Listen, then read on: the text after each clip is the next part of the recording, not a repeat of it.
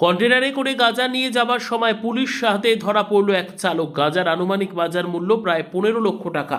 গতকাল নিউ ফারাক্কা নাকা চেকিংয়ের সময় একটি কন্টেনার কোচবিহারে থেকে কলকাতা যাওয়ার সময় গোপন সূত্রে খবর পেয়ে ফারাক্কা থানার পুলিশ গাড়িটিকে আটক করে। গাড়িতে তল্লাশি চালিয়ে গাঁজা সহ এক চালককে গ্রেপ্তার করে পুলিশ। পুলিশ সূত্রে জানা যায়, ধৃতের নাম মিঠুন দলুই, বয়স 34, বাড়ি সাগরদিঘি এলাকায়। বুধবার সন্ধ্যে নাগাদ ফারাক্কা থানার আইসি নীলোৎপল মিশ্রের নেতৃত্বে পুলিশের একটি টিম নিউ ফারাক্কা নাকা চেকিং চালায়। গোপন সূত্রে খবর পেয়ে একটি কন্টেইনার আটক করে পুলিশ। কন্টেইনারে তল্লাশি চালিয়ে উদ্ধার হয় 168 কেজি গাঁজা। তারপর গাড়ির চালককে গ্রেপ্তার করে পুলিশ। পুলিশের প্রাথমিক অনুমান, গাঁজাগুলোর আনুমানিক বাজার মূল্য 15 লক্ষ টাকা। কন্টেইনারটি শিলিগুড়ি থেকে কলকাতার দিকে যাচ্ছিল বলে জানা যায়।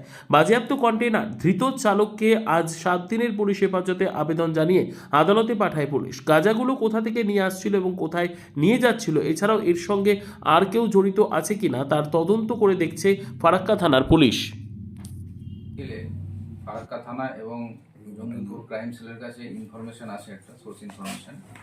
তার পরিপ্রেক্ষিতে আমরা ফারাক্কা ব্যারেজে আমাদের যে নাকা পয়েন্ট আছে, এই নাকা পয়েন্টে একটা 6 চাকার কন্টেনার গাড়িকে আমরা ইন্টারসেপ্ট করি এবং গাড়ির যে ড্রাইভার ছিল মিঠুন দলুই, তার বাড়ি হচ্ছে সাগরদিঘি।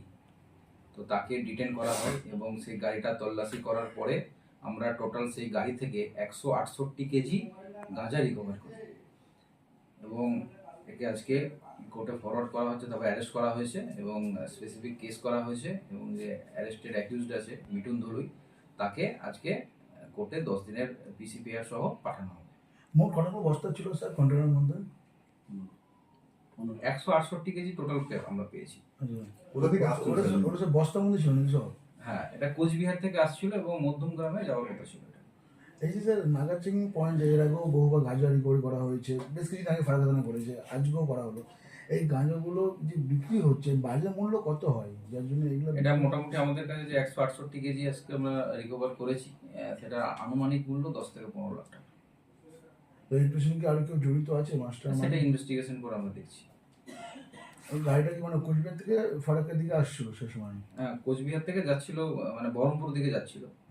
এটা আমরা সেটা ফারাক্কা ব্যারেজ যে নাকা পয়েন্ট আছে সেখানে গাড়িটা ইন্টারসেপ্ট করি।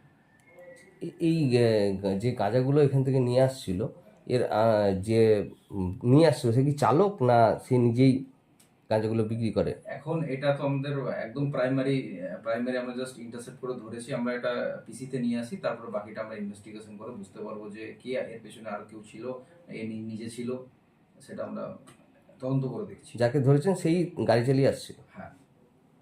কদিনে পিছিয়ে নিচ্ছে? 10 দিন।